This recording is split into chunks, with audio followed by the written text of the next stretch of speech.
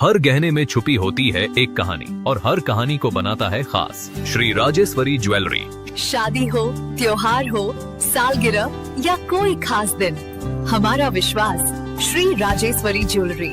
यहाँ मिलता है आपको शुद्ध हॉलमार्क गोल्ड ज्वेलरी का बेहतरीन कलेक्शन, क्वालिटी जो दिल जीत ले, डिजाइन जो नजरें थाम ले और भरोसा जो पीढ़ियों तक साथ निभाए। श्री राजेश्वरी ज्वेलरी, जहाँ हर खुशी का गहना आपका इंतजार कर रहा है। पता नियर शास्त्री रोड, एबरडीन बाजार, श्री विजयपुरम।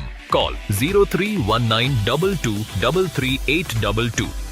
श्री राजेश्वरी ज्वेलरी, आपके सपनों का गहना हर मौके के लिए।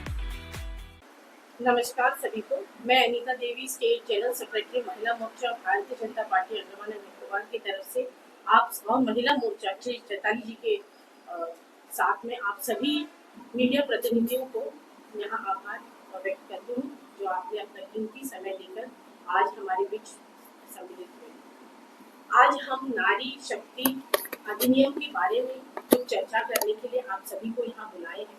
हमारे यशस्वी प्रधानमंत्री माननीय श्री मोदी जी के अभी रिसेंटली आप लोगों ने सबने देखा होगा कि नारी शक्ति के ऊपर अभी एक अधिनियम जो है कानून बनने वाली है, जो कि पार्लियामेंट में बहुत जल्दी ही लागू होगी। ये अधिनियम क्या है, इसके बारे में हमें थोड़ी सी आप सभी के साथ में अपनी जो है बातों को साझा करने का आज एक अवसर मिला। नारी का सम्मान जहाँ होता है वही समाज और राष्ट्र का निर्माण होता है। नारी की आवाज जहाँ बुलंद होती है वहाँ समाज और राष्ट्र आगे बढ़ते हैं। ये दोनों नारी देश को ऊपर और आगे लेके जाने में बहुत सहयोगी और उपयोगी।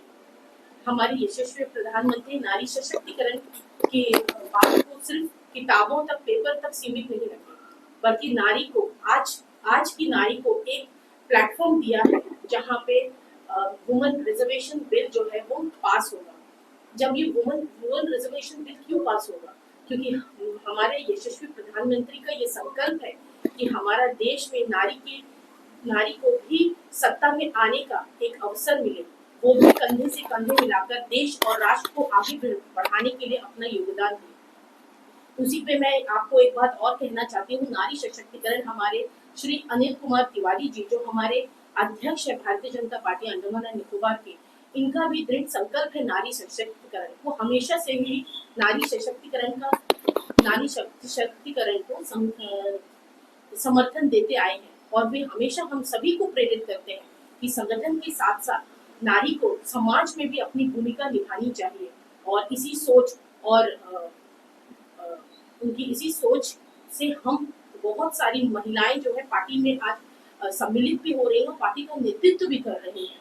और हम आज आपको ये और एक बात कहना चाहते हैं कि नारी का जो सम्मान है वो हमारे यशस्वी प्रधानमंत्री ने, जो हम माताओं, बहनों और बेटियों को आगे बढ़कर देश निर्माण के लिए जो एक प्लेटफॉर्म दिया है, हम सभी चाहते हैं कि जो भी प्रबुद्ध महिलाएं हैं जो आगे आए और इस कार्य में हम सभी के योगदान दें। जहाँ पॉलिसीज बनती है, सरकार जब पॉलिसीज बनाती है तो महिलाओं का उस पर भी योगदान होना इसलिए आवश्यक है कि जब पॉलिसीज बनती है तो महिलाएं अपने आसपास और अपना अनुभव के साथ में एक अच्छा जो है कानून ला सकती हैं। आज इस कानून का समर्थन करते हुए पूरा देश और विश्व जो है मोदी जी की ओर देख रहा है कि इतना बड़ा जो है निर्णय उन्होंने लिया है नारी सशक्तिकरण और नारी को आगे बढ़ाने के लिए जो उन्होंने ये संकल्प लिया है, उसको पूर्ण तरीका से जो है पूरा विश्व देख रहा है कि ये अब सिर्फ किताबों में और पेपरों में नहीं और बातों में नहीं, जबकि ये कानून लागू होने वाला है। और इस कानून के माध्यम से सारे के सारे जो महिलाएं हैं, जो पूरे हमारे इंडिया में जो घरेलू महिलाएं हैं, उनको भी आधा से ज्यादा आबादी को आगे आने का मौका मिलेगा। और यही संकल्प के साथ में हमारे मोदी जी यशस्वी प्रधानमंत्री ने ये जो संकल्प लिया है, हम सभी को उस पर अपना भागीदारी देना चाहिए। और ये जो बिल है ये सिर्फ पॉलिसीज मेकिंग नहीं, लेकिन हमारी एकता और हमारा भारत संस्कृति की जो महिलाओं को पूजा के दर्जा से देखा जाता है, माँ दुर्गा की शक्ति, माँ लक्ष्मी का वैभव और माँ सरस्वती की विद्या, ये नारी के विविध रूप है। और इन सारे विविध रूप जो है अब हम पार्लियामेंट में और आपके राज्यसभा, विधानसभा और सारे के सारे जो हमारे बहुत सारे के सारे जो हमारे लोकसभा के सीट्स हैं उसमें हम देखेंगे जब 33% आरक्षण हो जाएगा।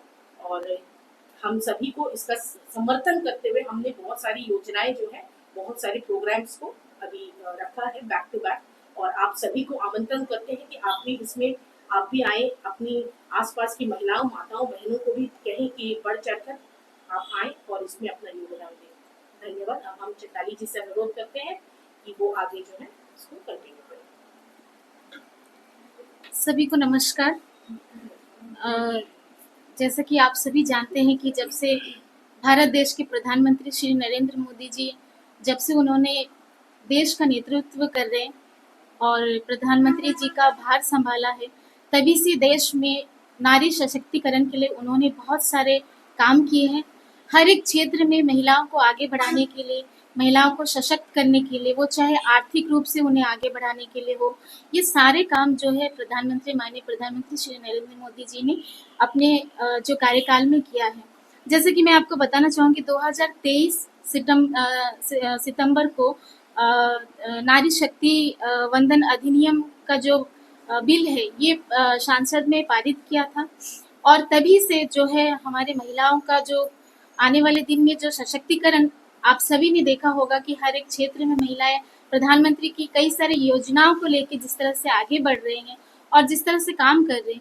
और आज जो है माननीय प्रधानमंत्री के द्वारा दोबारा से हमारे इस बिल का जो पास किया जाएगा, जिसमें हमारे प्रधानमंत्री जी जो है कि लोकसभा, राज्यसभा और विधानसभा में भी हमारे महिलाओं का 33% का जो आरक्षण महिलाओं को जो है मिलने जा रहा है। मुझे लगता है कि इससे ये हम सभी महिलाओं के लिए बहुत ही मान सम्मान और महिलाओं की अधिकार की बात है, जो इतने सालों से महिलाएं चाहती थी कि हर क्षेत्र में उन्हें आगे आने का मौका मिले। लेकिन इससे पहले भी कई बार जो है महिला आरक्षण के बारे में बात हुआ, लेकिन उसे लागू करने में कई सारी परेशानी आई, लेकिन ये हर बार जो है वहीं तक सीमित रह गया। लेकिन आज माननीय प्रधानमंत्री जी जानते हैं कि देश का सशक्तिकरण और देश को विकसित भारत बनाने के लिए महिलाओं का बराबरी जो है हक होना बहुत ही जरूरी है। और देश को विकसित भारत बनाने के लिए महिलाओं का जो है योगदान बराबर मिलना चाहिए। इसलिए महिलाओं को आगे बढ़ाने के लिए, महिलाओं को आरक्षण देने के लिए इस बार 16, 17, 18 को मोदी जी भाषण देंगे सांसद में, और महिलाओं को बहुत बड़ा आरक्षण मिलने वाला है। और इसमें लोकसभा और राज्यसभा और विधानसभा में भी महिलाओं को 33% का आरक्षण मिलेगा। और महिलाएं राजनीति क्षेत्र में, वैसे महिला हर क्षेत्र में जो है आज के समय में प्रधानमंत्री जी के नेतृत्व में आगे बढ़ रही है। वो अपना खुद सशक्तिकरण कर रहे, बहुत सारे स्कीम्स मोदी जी ने लेके आए हैं, जिसमें आपने देखा होगा जब 2014 में मोदी जी पहली बार जीत के आए प्रधानमंत्री के रूप में, उन्होंने सबसे पहले नारी सशक्तिकरण के लिए जनधन खाता खुलवाया और महिलाओं को बैंक के साथ में जोड़ा। और कई सारी योजनाएं जो प्रधानमंत्री लेके आ रहे हैं, जैसे कि आवास योजना है, महिलाओं को सबसे ज्यादा आवास योजना से जोड़ा गया और महिलाओं को सबसे ज्यादा रजिस्ट्रेशन भी उनके नाम पे किया गया। उसी तरह महिलाओं को जल जीवन मिशन में घर घर तक पाइप का जो कनेक्शन है वो पहुंचाया गया, ताकि महिलाओं को कठिनाई का सामना ना करने पड़े। उज्ज्वला गैस का भी उन्हें सुविधा दिया गया, घर घर गैस सुविधा दी गई, ताकि महिलाएं जो बीमार हो जाती थी, चूल्हा चौका में दिन भर उनका समय चले जाता था और वो आगे आके समाज में भागीदारी नहीं दे पाती थी। कई सारे क्षेत्र में वो अपनी जो टैलेंट है उसको सामने नहीं ला पाती थी। तो इन सारी चीजों के विषय में प्रधानमंत्री श्री मोदी जी ने काम किया।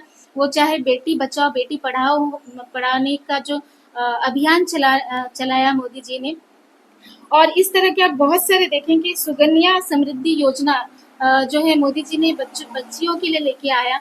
स्वच्छता अभियान के ऊपर में प्रधानमंत्री जी ने बहुत अच्छा काम किया, और उसमें जो महिलाएं और जो हमारी बेटियां हैं उन्हें जो है स्कूल जाने में, और आधे स्कूल में वो अपनी पढ़ाई को खत्म कर देती थी और वो आगे नहीं बढ़ पाती थी। ये सारी योजनाओं को लेकिन प्रधानमंत्री जी ने इतने अच्छे से काम किया है और घर घर टॉयलेट की व्यवस्था करवाई है, जिससे हमारी महिलाओं का आत्मसम्मान बढ़ा है और देश को सशक्तिकरण और देश का भी आत्मसम्मान बढ़ने के लिए प्रधानमंत्री जी ने काम किया है।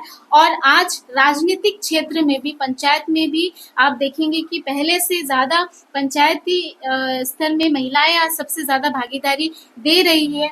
और मुझे पूरा विश्वास है ये बिल मोदी जी जिस तरह से काम कर रहे हैं, इस बिल का आरक्षण जो है महिलाओं को मिलेगा और विधानसभा, लोकसभा और सभी सीटें में भी महिलाओं की संख्या सबसे ज्यादा मिलेगी। 33% का जो आरक्षण है, महिलाओं को बहुत अच्छा सुविधा मिलने वाला है, ताकि महिला आप सभी जानते हैं कि महिलाएं जो है जिस फील्ड में, जिस क्षेत्र में जाती है, वो बड़े ही ईमानदारी के साथ में काम करती है और अपने देश को आगे बढ़ाने के लिए अपना योगदान भी देती है। आज प्रधानमंत्री द्वारा जिस तरह से स्कीम महिलाओं के लिए चलाया गया है, उसमें आप देखेंगे startup India, stand up India जैसे कई सारे लाखों लोन हमारी जो है महिलाएं, भारत देश की महिलाओं ने इसका सुविधा उठाया है। वो चाहे सेल्फ हेल्प ग्रुप हो, उनसे भी जो है महिला अपने आप को सशक्त बनाई है, वहां से उनको लोन की सुविधा मिलती है और वो डायरेक्ट अपने घर को आगे बढ़ाने के लिए, खुद को सशक्त करने के लिए बहुत सारे बिजनेस में भी वो आगे आ रही है। तो ये सारे जो बदलाव है 2014 के बाद जो है श्री नरेंद्र मोदी जी जिस तरह से काम कर रहे हैं और सबको स्कीम्स का जो फायदा दिलवा रहे हैं, उससे जो है ये जो बदलाव आप लोगों को देखने मिला है। और आज हम सभी महिला मोर्चा की ओर से, हम सभी महिला बहनें, हम आपको बताना चाहते हैं कि पूरे देश भर में एक पॉजिटिव रिस्पांस मिल रहा है माननीय प्रधानमंत्री जी को इस बिल के ऊपर में, और हर एक संगठन जो है काम कर रही है और हर एक संगठन जो है इसके समर्थन में आ रही है, और महिलाएं जो है अपने अपने तरीके से जो है इसका समर्थन दिखा रही है पूरे भारत देश में। तो हम भी इस तरह का समर्थन दिखाते हुए माननीय प्रधानमंत्री जी को, और हमारे अंडमान निकोबार में कई सारे कार्यक्रम का हम सभी ने आयोजन किया है, और जिसमें महिला सम्मेलन हो गया। इसमें हम हमारे जो समाज की जो अच्छी महिलाएं हैं, जो समाज में अपना योगदान देती हैं, ऐसी महिलाओं को हम इकट्ठा कर रहे हैं, एक जगह पे लेके आ रहे हैं, और उनके साथ में जो है उनको सम्मान करने का भी ये कार्यक्रम हम चला रहे हैं। साथ ही जो है स्कूटी बाइक रैली का भी हमने आयोजन किया है। आने वाले समय में आप लोगों को सूचना दी जाएगी इसको कवर करने के लिए। और महिलाएं जो है माननीय प्रधानमंत्री जी को एक धन्यवाद देते हुए और जो है उनका समर्थन दिखाते हुए हम बाइक रैली, स्कूटी रैली भी करने वाले हैं।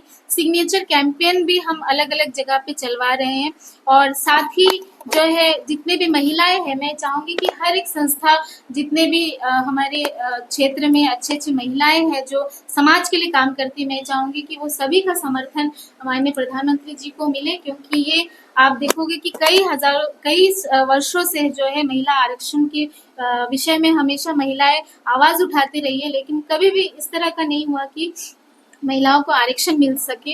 लेकिन आज माननीय प्रधानमंत्री जी जिस तरह से काम कर रहे हैं और महिला नेतृत्व को आगे बढ़ाने के लिए, देश में बराबरी उन्हें देने के लिए जिस तरह से ये बिल पास करने जा रहे हैं और इस बिल को लागू करने जा रहे हैं, मैं माननीय प्रधानमंत्री जी का धन्यवाद करना चाहूंगी और सभी से अपील करना चाहूंगी कि अपने अपने तरीके से वो इस बिल का समर्थन भी दिखाए, ताकि हमारे देश को विकसित भारत बनाने के लिए जो नारी सशक्तिकरण होना बहुत ही जरूरी है, साथ ही जो बराबरी एक देश को आगे बढ़ने के लिए जो है महिला जो 50% जो है महिला की भागीदारी होनी चाहिए।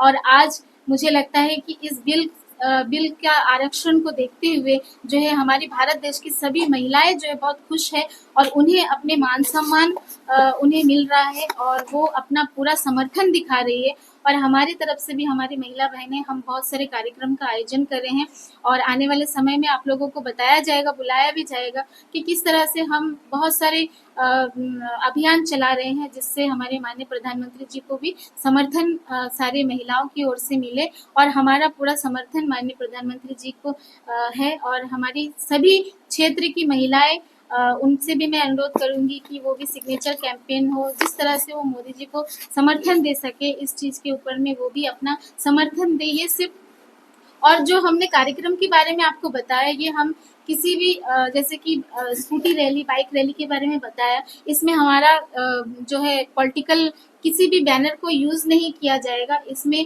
हर क्षेत्र की महिलाएं आकर भागीदारी दे सकती है, वो चाहे किसी भी डिपार्टमेंट से हो। ये महिलाओं को सशक्त करने के लिए, महिलाओं को देश में आगे बढ़ाने के लिए ये कार्यक्रम किया जा रहा है। और ये सारी महिलाएं जो है आज ये स्कूटी रैली, बाइक रैली में आ सकती है, अपना योगदान भी दे सकती है और इसमें किसी भी पार्टी का बैनर का यूज नहीं किया जाएगा।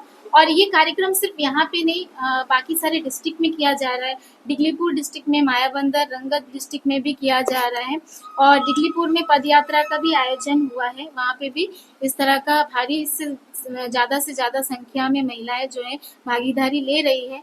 और मैं आप सभी को ये बताना चाहूँगी कि 2000 आने वाले समय में विकसित भारत बनाने के लिए 2047 में हम सभी भारत देश की जो है महिलाएं इस जो है उनका जो है बराबरी का जो है एक समर्थन और देश को आगे बढ़ाने के लिए वो काम करेंगी। और जो है राजनीतिक क्षेत्र में जो है महिलाओं को बहुत अच्छा एक प्लेटफॉर्म मिलने वाला है।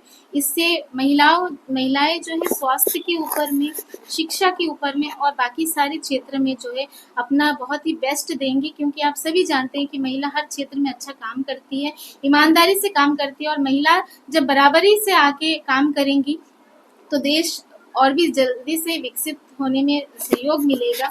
और मैं आप सभी का पुनः धन्यवाद करूंगी कि आप सभी यहाँ पर आए और जो है हमारे जो 2023 में जिस नारी शक्ति वंदन अधिनियम का जो पारित किया गया और उसको जो है आगे बढ़ाया जा रहा है। इस बार माननीय प्रधानमंत्री जी बिल को दोबारा से सामने लेके आ रहे हैं, राज्यसभा, विधानसभा, लोकसभा में भी इसे लेके आ रहे हैं। मुझे बहुत आशा है कि ये सभी महिलाएं जो है इसका समर्थन करेंगी और जो है आने वाले समय पे जो है भारत देश और भी आगे बढ़ेगा।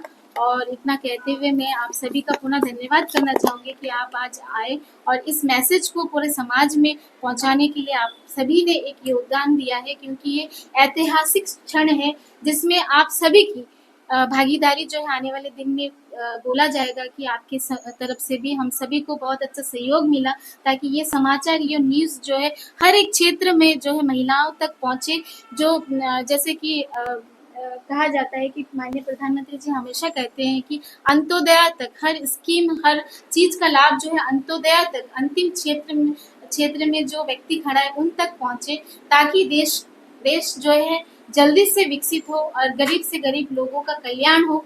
तो उस विषय में हमारी नारी शक्ति भी काम करेगी आने वाले दिन में। और माननीय प्रधानमंत्री जी जिस तरह से महिलाओं के बारे में सोच रहे हैं, हम सभी की ओर से माननीय प्रधानमंत्री जी को एक बार फिर से बहुत बहुत धन्यवाद और उन्हें नमस्कार करते हैं। जय हिंद, भारत माता की जय। मैम, मेरा एक छोटा सा सवाल है। अभी वुमेन रिजर्वेशन बिल के ऊपर जो डिबेट चल रहा है, इसके बाद जो अमेंडमेंट्स है वो पास हो जाएगा, लागू हो जाएगा सारे संसदीय क्षेत्रों में और विधानसभा में। इसका बाद क्या आपको लगता है, क्योंकि अंडमान निकोबार आइलैंड्स का भी सीट कभी ना कभी वुमेन के लिए रिजर्व होगा, और जब वुमेन कैंडिडेट यहाँ से लड़ेंगी और इलेक्ट होके जाएंगी, उसके बाद नेक्स्ट टर्म में फिर वो सीट जो है ओपन हो जाएगा मेल कैंडिडेट्स के लिए, फीमेल कैंडिडेट्स के लिए। तो क्या ये रिजर्वेशन का बेनिफिट वुमेन लीडरशिप क्रिएट करने में सच में जो है बेनिफिशियल रहेगा, या जब सीट ओपन हो जाएगा फिर हमको देखने मिलेगा कि मेल कैंडिडेट जो है वुमेन के ऊपर हावी हो गए और फिर से वही लोग जो है सीट लेकर लड़ रहे हैं? क्योंकि बिल का उद्देश्य तो यही है कि वुमेन लीडरशिप को आगे करे। रिजर्वेशन के टाइम तो डेफिनेटली वुमेन लीडरशिप जो है लड़ेंगी, जीत के जाएंगी संसद में। उसके बाद क्या होगा, नेक्स्ट टर्म में जब ओपन हो जाएगा उसके बाद क्या आज का जो ये था मैसेज यहाँ तक का हम आप सभी को दिया है। आने वाले समय में जो भी होगा उसके बराबर अपडेट हम सब आप सभी को देते रहेंगे। लेकिन मैं इतना ही बोलना चाहूँगी, हम सभी को माननीय प्रधानमंत्री जी के ऊपर में पूरा विश्वास है कि हर क्षेत्र में जो है महिला हमेशा आगे आएंगी और उनके साथ बराबरी का जो है सलूक होगा। इसी आशा के साथ में मैं आज यहीं पे समाप्त करती हूँ अपने बात को, और आने वाले समय में जो भी अपडेट रहेगा हम जरूर आप तक पहुँचाएंगे। तो इतना कहते हुए आप सभी का पुनः धन्यवाद कि आप यहाँ पर आए और हमारे समाचार, हमारे जो न्यूज़ है इसे लोगों तक पहुँचाने के लिए काम करें। बहुत बहुत धन्यवाद।